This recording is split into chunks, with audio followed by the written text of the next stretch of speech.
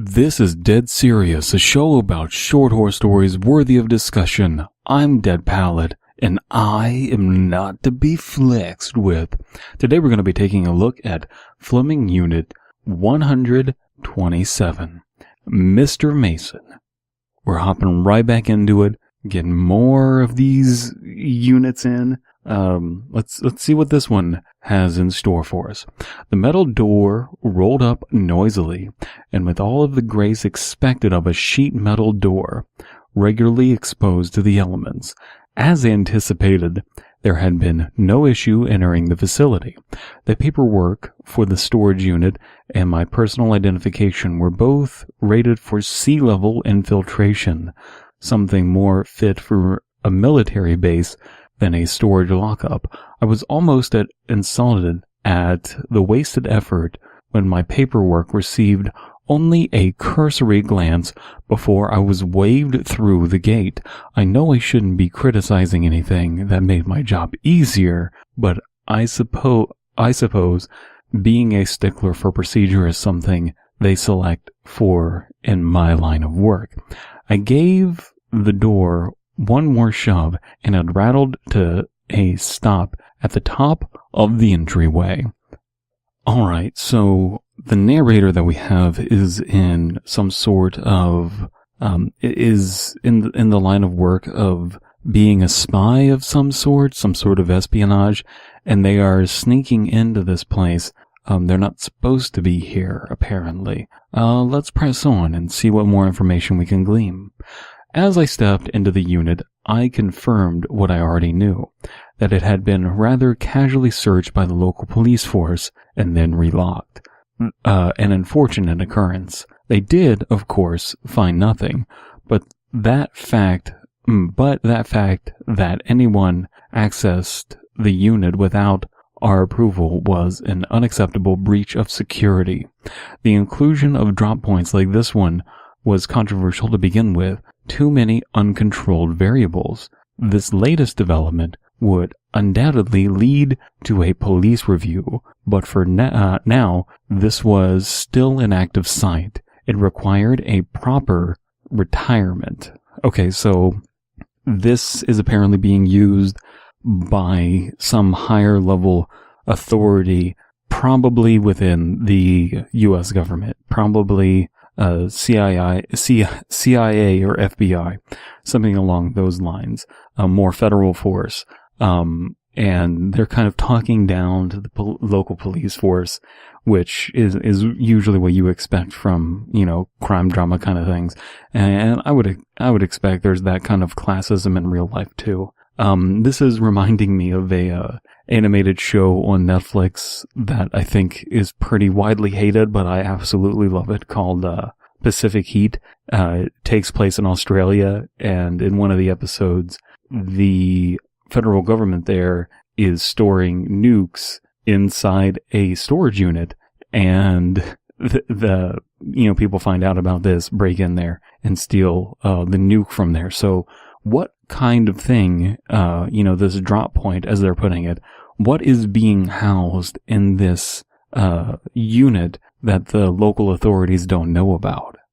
Stacks of brown cardboard boxes sagged under the weight of countless sports magazines, framed jerseys, signed balls, and sleeved cards nestled together under a faint haze of mildew. Mid-tier players and mass-production memorabilia. Nothing valuable, nothing exciting, just the carefully fabricated history of a sports fanatic lacking the money and space to create a true collection. As I walked further in, the smell of mildew grew stronger, a minor deterrent, just enough to make it unpleasant to linger. Often simple methods are the most effective. Oh, this is very like Burn Notice, very mundane kind of spy stuff. How the simple deterrents in life. Something that smells bad, and smell bad is a good deterrent. I'm liking our narrator. This is, we haven't gotten into any kind of lingo, not very Metal Gear Solid-y, much more just practical things that someone who is a spy would be doing. I would assume. I am not a spy. Or am I? As I neared the back wall, I saw the first item of actual importance, a signed poster of Sugar Ray Robinson. Surrounded by dust and boxes, his prince stood alone, an indomitable figure even in this diminished form. His boxing gloves held aloft in a proud fighting stance, his steely-eyed glare surveying the entire storage unit. He had performed well, but his vigil was no longer required. With practiced ease, I reached out and smeared my thumb across his signature and applied pressure until his mark was erased.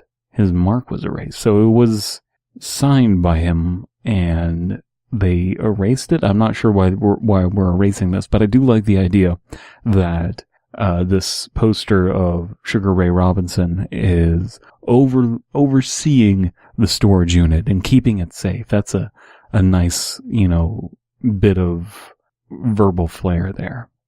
My hand drifted back down to my side as I took in the view of the cleared poster, his signature gone. An acceptable start, but my task was not yet complete.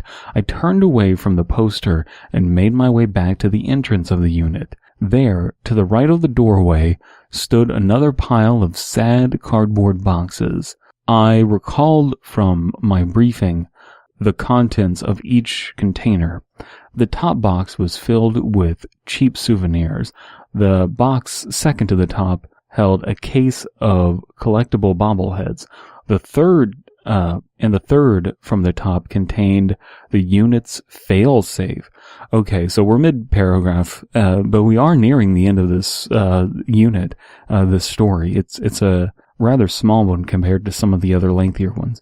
But what we're dealing with here are all of these, things that are meant to misdirect us. I think that's interesting and fun. Sad cardboard boxes, stuff like that. This is a nice change of pace from what this is really set up to do. The writing prompt really is about baggage, emotional baggage, and when people find ways to not make their story about that and do something really out of the ordinary, mind you, I want people to write those emotional baggage stories. I think that those are interesting. But for someone to take those kind of implicit instructions of like, look, you're going through all your old stuff, tell me about your old baggage, blah, blah, blah. When you have something like this that's really out there and different, it really does spice up the whole context, it spices up the whole chronology we're building together, and I find this very interesting.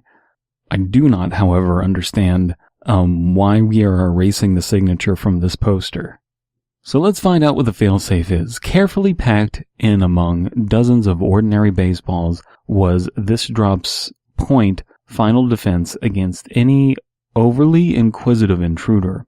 In all respects, the delivery system looked and acted like a standard baseball, but upon activation would emit Epsilon 134, an odorless, colorless gas that when inhaled would hijack the victim's circulatory and nervous systems. The victim would die in seconds, and an autopsy would reveal nothing more than the telltale signs of a massive stroke. Traceless and lethal, a winning combination. So as one might imagine, Googling Epsilon 134 brings up nothing. So this isn't a real thing. This is a very James Bondian fiction, and that's a good thing considering that, the units themselves are named after Ian Fleming. So we do have to face the question of, I'm willing to believe that the government has worked on or has in its possession an odorless, colorless gas that kills people in seconds and is traceless. That, far-fetched, but in the realm of spy fiction, works, believable, and I'm willing to give credence to that. Our government placing this in this, unassuming storage unit is a little more problematic for me. But maybe there are extenuating circumstances to that, I suppose. I just don't know what they are. Maybe we'll, get that in our last 3 paragraphs, why they would be storing it here of all places. But, let me know what you think about that in the comments or on Discord or wherever. Unlike the retirement of the warden, the machine's retirement required much less personal finesse. I pulled out my phone and quietly sent the device its retirement signal. Over the next few minutes, I would verify the orders and begin breaking itself down into inert compounds. By the time I was ready to move its container, the device would be, in every regard, an ordinary baseball. I picked up a stack of commemorative Super Bowl plates and made my way out of the storage unit.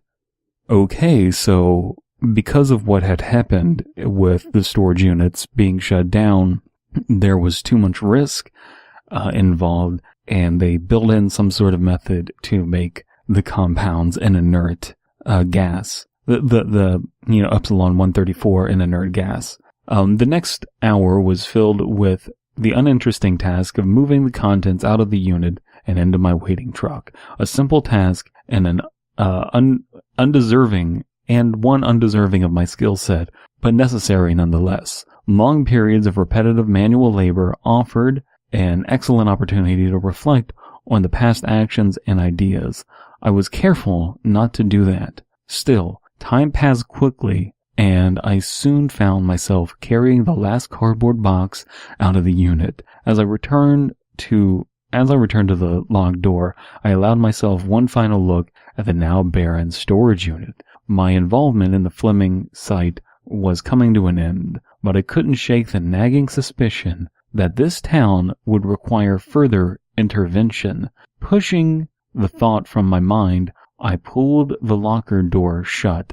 After all, analysis is above my pay grade.